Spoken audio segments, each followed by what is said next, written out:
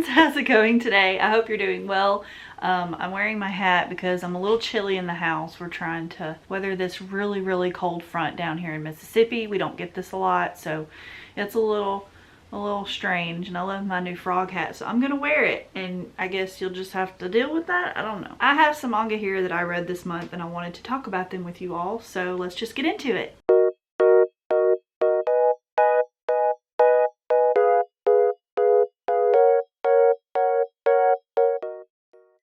I have filmed this video once already, but there were some issues with the video, so I'm just gonna redo this, and I hope that you enjoy it either way. So don't judge me. I have a lot of ecchi stuff this month, and I'm just in an ecchi mood this year. I told my husband 2023 is going to be the year where I just read degenerate, filthy things, and that's okay. So we're just going to do those first so that we get them out of the way. If you're a child, you don't need to be watching this. I'm getting them all stacked up together. That's why I'm prolonging this and just talking about it.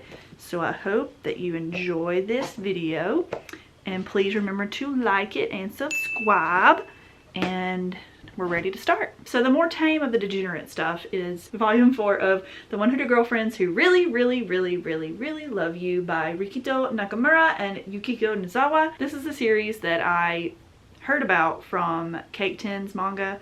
She was talking about this one day, and I just thought it sounded fun. It sounds silly. It's not very serious. This isn't something that's going to stimulate your brain cells. It's just a good time. This volume in particular gets a little strange. There's like a mom character, so if you're not into that, which I'm not necessarily into it, but you know what I mean. If it bothers you, then don't read this. This series has the biggest harem I've ever seen in my life, but the characters do seem to love each other. There's some kind of god involved, and I'm just curious where this is going to end. I don't know. I don't have a clue how many volumes this is, and I don't have a clue what it's going to turn into. So I'm here for the ride so far. I think it's fun. The next thing is another recommendation from Cake Tins. This is Call Girl in Another World by Masahiro Morio. This is a mature series by 7 Seas, and it's the Ghost Ship line. What was this one? This one's also Ghost Ship, so that's all of these are Ghost Ship, my 3 steamy ones. This is about a girl who has a very positive outlook on adult work, if you know what I'm saying. And she does things for people in a brothel setting, if you know what I mean. And she loves her work. It's a very positive feeling series about that kind of stuff. And I know there are some darker, more serious versions of stories like this, but she's isekai'd into this world with these different creatures in this fantasy world, and she has to complete this list of people or characters or just things, categories, and she has to please someone in each of those things before she can go back to her real world. And there's some like fourth wall breaking sometimes. There's like really weird, like she can get Amazon orders pretty much in this world somehow. I don't know how that works, but she seems really happy with her job.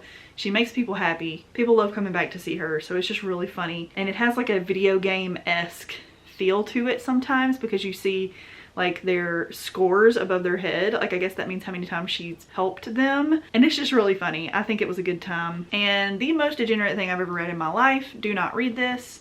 I'm warning you now. Look away. This is not for children. This is probably not even for adults. I got curious and I almost regret that curiosity. This is Biddy Royale. Never Go Down Without a Fight by Rui Takato, however you say that name. This is disgusting. So I like our main character. She's kind of cute and funny, and she has all these aspirations, and she works really hard to get what she wants. But she's in the adult industry, and there's some really nasty people who are working with her, and they do some really gross, not very nice things to her, and they manipulate her a little bit. She's not the smartest person in the world sometimes. So she gets into these situations that are really gross. There's one instance with an anteater that I don't want to talk about. I'm very disturbed by that. And then there's this other character who's like willing to do anything ever on camera, so that leads to some very gross situations, but it can be very funny sometimes. The art's really cute. There's this really cute character. If I can find a appropriate picture of her, I will show you, because I think she's just a cute character design. It doesn't make her look super cute, but it's this character here in the corner. I think she's just precious. But anyways, this series is really gross, and I'm going to continue reading it because I found it interesting enough. The next thing I read was volume 6 of Mint Chocolate. This is by Mami Orikasa. I have no idea how long this series is going to be. I heard it was supposed to be 7, but I can't find any evidence of that online. Maybe I just made that up in my head. Let me know if you know in the comments. I don't know if this series is very popular because it comes out so slowly, but I like it. I think there is some merit to this, but it's not the most stimulating or interesting series I've ever read for shoujo. I think that the beginning was much stronger for me than where it's at right now. Since the volumes do come out so slowly, I'm worried I'm going to forget everything by the next time I read one of these. I do like it, and I'm going to continue it. It's a step-sibling romance, but if you really look into it, it's not like a fetish thing. It's they just so happen to already be in love with each other, and then their parents get together. It's this weird trope in some animes where you don't know the person that your parent is marrying until you move in with them kind of thing, which I think that's really corny. Like, that would never happen, but I like it. I'm going to continue it, but I don't necessarily recommend it because it doesn't really say anything new. Next, I have volume 4 of Ajin. This is by Gamon Sakurai. This is a like horror, action, dark, thrillery, detective-y kind of story. If that makes any sense. Most people know what Ajin is. Not everyone likes it though. I understand why. It's a very expensive series to get into, and I usually only buy them used because it's shorter and it's wider. I don't like the format of it. It's by Vertical, so I think this version of it's out of print, but I think that they're continuing it in another print. I like it. I liked the anime when it released on Netflix a few years ago. A lot of people did not like the animation style, but I recommend checking that out first if you're curious, because I think that's a good intro into the series, and it does continue after that, and some of the things are different enough for you to read this. This goes on pretty long, and I can't wait to continue it. The next thing I have is a new release. This is one that I had no idea about until everyone lost their minds, because I don't read scans anymore just because I get so annoyed with digital manga. I just prefer physical. I'm so sorry. I do it every once in a while. I'll get a hair up my butt and I'll read digital, but I just don't prefer it. So I have Honey Lemon Soda. This is by Mayu Murata, and it's so cute. I love the art. It's very soft and very unique. It almost feels like a magical girl anime. Just by flipping through it, you get the cutest character faces. Like, the guy is precious. I really like what this is doing, where it's headed, so I will continue this. It's new. I recommend it if you like shoujo romance. Okay, I'm back. I have water.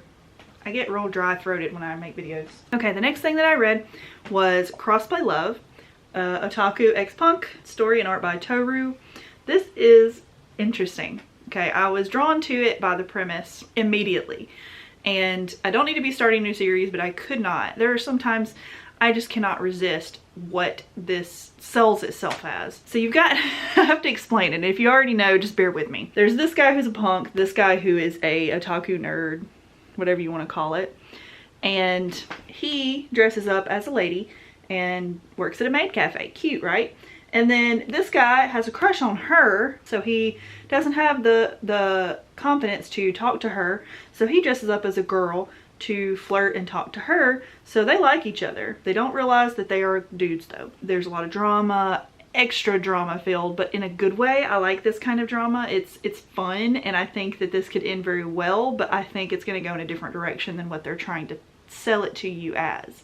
I love the side characters. I think this is really fun, and I will be continuing it as soon as I get the next volume. Next thing I read was volume 2 of Kami Can't Communicate. This is by Tomohito Oda, and this is just a fun series. I thought the layout of the 4-koma would bother me, but it doesn't at all. I love this. It's cute. The characters are precious. The art style is very unique and fun, and it feels very light, low stakes, even though a character literally threatened to kill someone in this volume. But it's just fun, and I don't think this is something I could binge if I had a bunch of it, but I do want to pick up volumes here and there and just continue to read this world because it's just so fun. Kami's adorable, and I love her friends. It's just a fun slice of life series that I recommend to everyone. Next, I have started a series that I've been dying to finish collecting, and I finally got all the volumes. I don't know if I've shown you those yet or if that's going to be in a haul later, but I'm sorry for the spoiler. But I've started reading Yu Yu Hakusho, and it's my favorite anime, if you don't know that about me. Absolutely favorite. I don't know if it's going to be my favorite manga yet. We will see when I finish. I have no idea how it actually ends, but there's a lot of stuff in this manga that they cut out in the anime, which is usually the case. Very well done. It is gorgeous. I love how close it is to the anime as far as the parts that were put into it. I can hear the characters' voices, I can hear the sound effects, I can hear the music. It's just one of the most well done adaptations I think I've ever seen in my life, and we'll see how that continues as I continue to read this. But this is about a character here on the front named Yusuke Urameshi, who is a delinquent and gets into a lot of trouble, and one day he dies. It's not a spoiler. And he has to do these tasks in order to be brought back to life. He becomes a spirit detective, and it's his job essentially to help people pass on, help people fix things that aren't correct. And it has so many things that have really leaked into shonen now in the present with Jujutsu Kaisen, Chainsaw Man. There are a lot of things that people may not realize that I think might have derived from this series. Yu Yu Hakusho, simply put, is one of the series that I think defines the shonen genre, personally. There are so many things within the manga and the anime that I've seen that have bled into newer shonen series that we still have today.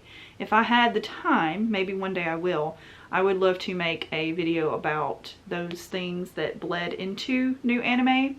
Like there's stuff in Jujutsu Kaisen that I can directly see the influence in this. I love that. I love that people took ideas that you can tell they took from Togashi's work and made it their own. Absolutely, I'm loving it so far. I'm further than 3 now. I've continued reading it slowly, but I am loving the journey I'm on, and I highly recommend it if you can get a hold of all the volumes. The next thing I read is volume 1 of Children of Whales. This is by Abi Umeda, and this is a series that I've only heard a couple people talk about, but the people who did talk about it raved about it, and they said no one's reading this, I don't know why. It's beautiful, the artwork's great, it's a mystery story, and that's pretty much it. Like, they couldn't really describe it, and I understand because you don't want to spoil too much. There's these characters who live in this tiny little society on a mud whale. The mud whale is like this big ship that's made out of earth that sails through sand. It's like a big desert world, almost apocalyptic looking, like a boat on sand. And these characters have only ever known this sand, like mud whale. And this guy here is documenting history, and he's writing down things. So he just like has, I think it's like a disorder where he can't stop writing or something like that. So it's perfect for him because he can document what's happening, the history, the religion, or whatever of these people.